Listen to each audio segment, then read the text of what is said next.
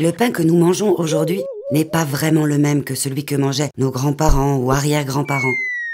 Si les ingrédients restent inchangés, farine, levain, eau et sel, plusieurs aspects de la fabrication et de la consommation du pain ont changé.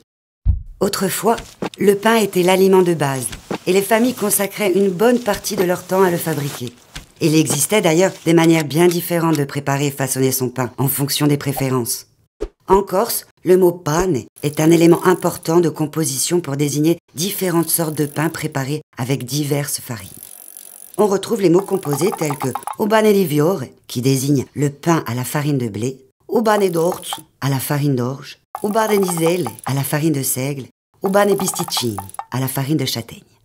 Il existe aussi une grande diversité de formes de pain et autant de mots composés. Pane rondo, le pain rond, pane minuto, le petit pain, pane canato, ou encore pane sbaffato, le pain fendu. Il pouvait être également cuit de différentes manières.